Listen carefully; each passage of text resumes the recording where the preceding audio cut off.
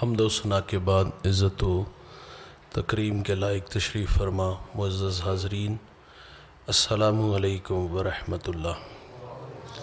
چند نصیحت و موز باتیں آپ کے گوش گزار کر کے گفتگو سمیٹ لوں گا۔ دعا ہے اللہ حق بیان کرنے کی توفیق عطا فرمائے۔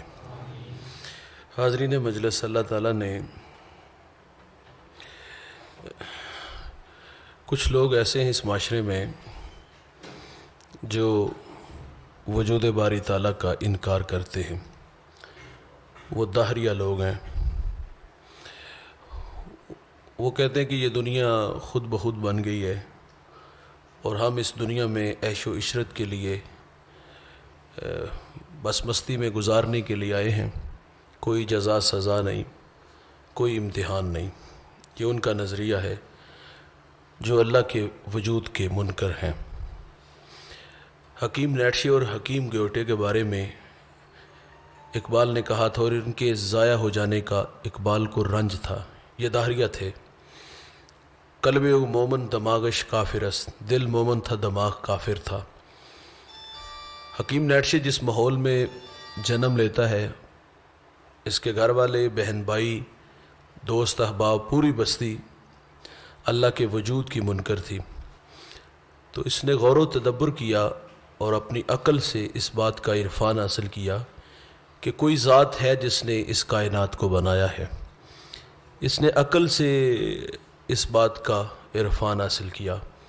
اقبال کو اس کے ضائع ہو جانے کا رنج اس لیے رہا کہ اس کو حضور کا قرب نصیب نہ ہو سکا، اس کو کلمہ نصیب نہ ہو سکا۔ تو اقبال نے کہا تھا کہ کاش بودے در زمانے احمدے تارسود بر سرود سرمدے۔ اقبال نے کہا تھا کاش کہ زندگی میں ایک مرتبہ شیخ سرہندی سے مل لیتا تو انہوں نے اس کو پکڑ کے وقت کا کتب بنا دینا تھا۔ معاشرے میں ایسے لوگ پائے جاتے ہیں جنہوں نے اللہ کے وجود کا انکار کیا۔ ان کا نظریہ کہ یہ دنیا خود بخود بنی ہے، یہاں آگے کوئی جزا سزا نہیں، عیش و مستی میں زندگی گزار کے ہم چلے جائیں گے۔ لیکن ایک مومن کا یہ عقیدہ نہیں۔ مومن کا عقیدہ ہے کہ مجھے اللہ نے پیدا کیا، مجھے دنیا میں اللہ نے بھیجا کسی مقصد کے لیے، میں یہاں رہ کر کے اچھی زندگی گزاروں گا تو آخرت میں اس کا اچھا صلہ ملے گا، اور اگر یہاں زندگی غفلت میں گزارتا رہا تو آخرت میں اس کی سزا بھگتنا پڑے گی۔ یہ ایک مومن کا عقیدہ ہے، اور مومن دنیا میں آ کے اپنی آخرت کے لیے محنت کرتا ہے۔ وہ دنیا کی بھول بھلائیوں میں نہیں کھوتا، وہ دنیا کو ہی سب کچھ نہیں سمجھتا۔ وہ یہ نہیں سمجھتا کہ یہاں یہ جہاں مٹھا اگلا کس نے ڈٹھا، جس طرح دہریہ کا عقیدہ کہ آگے تو معاملے ہی کوئی نہیں، بس یہاں عیش و مستی کے لیے آئے اور یہاں سے گزر جائیں گے، کوئی جزا سزا نہیں۔ اور اگر یہ کچھ لوگوں کی حماقت ایسی بھی ہوتی ہے کہ وہ کہتے ہیں کہ یہ جہاں مٹھا اگلا کس نے ڈٹھا، تو یہ ایک مومن کا عقیدہ نہیں۔ مومن کا عقیدہ ہے کہ مجھے اچھے عمل کی جزا ملے گی اور عمل میں غفلت کے نتیجے میں آخرت میں سزا ملے گی۔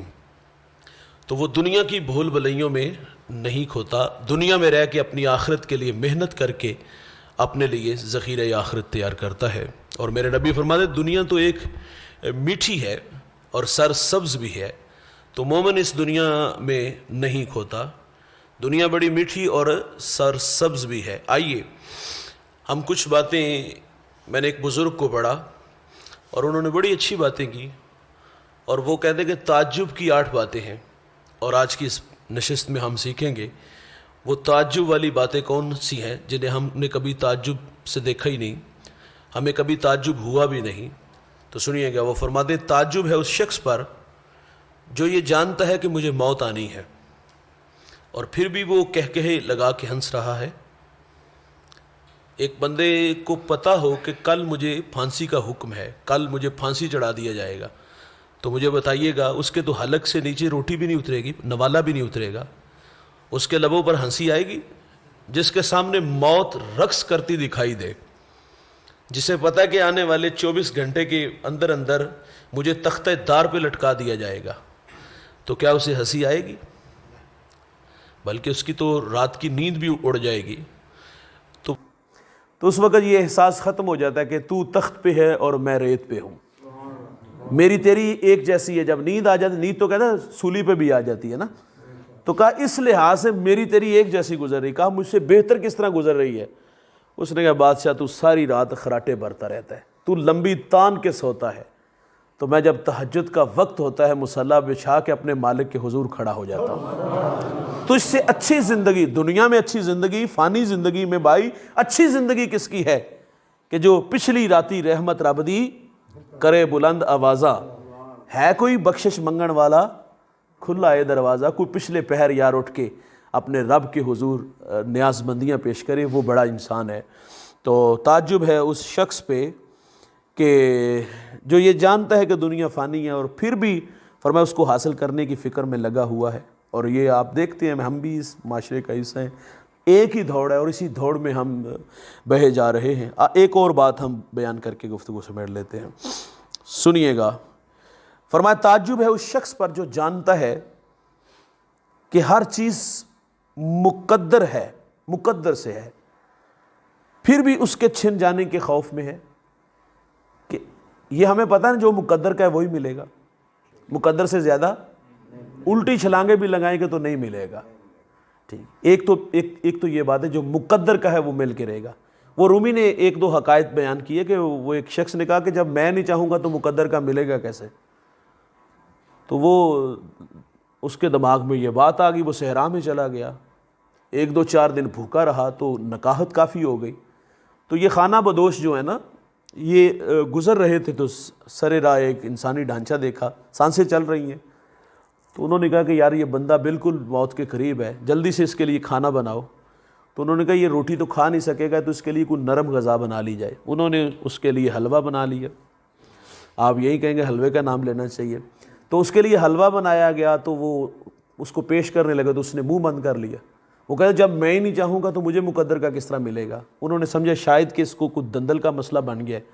انہوں نے چمچ لیا، اس کے منہ میں دے کے منہ کھول دیا زور سے، اور وہ گرم گرم وہ تتا تتا حلوہ اس کے منہ میں ڈالا تو اس کی ہنسی نکل گئی. اس نے کہا واقعی جو مقدر کا ہے وہ مل کے ہی رہتا ہے، مقدر دا مل کے ہی رہتا ہے بھائی جان. اور دوسری بات رومی لکھتے ہیں کہ ایک نوجوان جنگل میں گیا، اس نے کیا دیکھا کہ ایک لومڑی اس کے پاؤں سلامت نہیں تھے. اسے تعجب ہوا کہ اللہ اس کو رزق کیسے دیتا ہوگا. درخت پہ چڑھ گیا یہ دیکھنے کے لیے اس کے لیے رزق کیسے آتا ہے. اس نے کیا دیکھا کہ ایک شیر آیا، اس نے ہرن کا شکار کیا، بس خوردہ چھوڑ کے چلا گیا. تو یہ رینگتی رینگتی وہاں تک پہنچی جو اس کے نصیب میں تھا، اس نے بھی پیٹ بھر لیا. وہ شخص جو درخت پہ کھڑا یہ منظر دیکھ رہا تھا، اس نے کہا جب اللہ لومڑی کو بغیر محنت کے دیتا تو مجھے محنت کرنے کی کیا ضرورت؟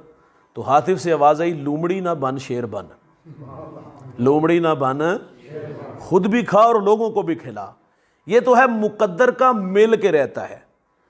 اور فرمایا جب یہ پتہ جو مقدر میں ہے وہ مل جائے گا، پھر اس کے چھن جانے کا خوف کس چیز کا؟ شیخ عبد القادر جیلانی ایک کامیاب تاجر بھی تھے. آپ کا تجارتی جو ہے نا وہ قافلہ آ رہا تھا تو کسی نے بتایا کہ راہزنوں نے لوٹ لیا، بہت بڑا تجارتی وہ اس میں نقصان کافی ہوا. تو فوراً آپ نے کہا الحمدللہ. کچھ دنوں بعد پتہ چلا کہ وہ قافلہ آپ والا نہیں لوٹا گیا، کوئی اور تھا. وہی خادم آگے بتاتے آپ کر فرماتے الحمدللہ. اس بات پہ تعجب ہوا حضرت جب میں نے آپ کو یہ خبر دی کہ وہ بحری جہاز جو تھا جس میں آپ کا تجارتی مال آ رہا تھا تو وہ لوٹ گیا، تو آپ نے الحمدللہ کہا. جب میں نے کہا کہ بہت سارا نفع ملا تو پھر بھی الحمدللہ کہا.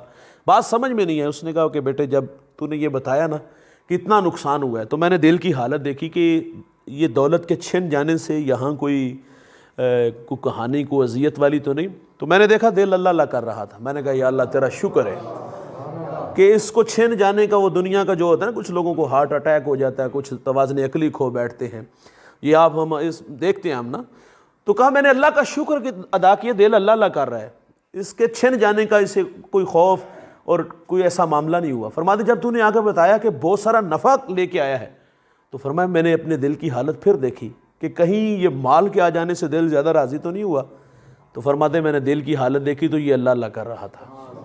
دونوں حالتوں میں نے اس کی حالت ایک جیسی دیکھی تو میں نے اس پہ اللہ کا شکر ادا کیا. اللہ تعالی ہمیں عمل کی توفیق عطا فرمائے. اللہم صلی علی سیدنا و مولانا محمد والہ واصحابہ وبارک وسلم۔ اے اللہ جو کہا سنا ہم سب کو عمل کی توفیق عطا فرما، سب کو دارین کی سعادتوں سے مالا مال فرما۔ درس قرآن کے دائی مالک یہ بچے، بھائی، ظہیر بھائی، دیگر جو ان کے دوست، مجھے نام ہی صرف ظہیر بھائی کا آتا ہے، تو جتنے بھی دوست ہیں ان کی محنت سے ہم سب آتے ہیں۔ اللہ ان کی محنت جستجو کاوش اپنی بارگاہ میں قبول فرما، انہیں دنیا آخرت کی عزت عطا فرما۔ اے اللہ جتنے احباب آتے ہیں سب کی جولیاں رحمت و رضوان سے بھرپور فرما۔ صلی اللہ تعالیٰ علی النبی الامین وآلہ وصحبہ اجمعین۔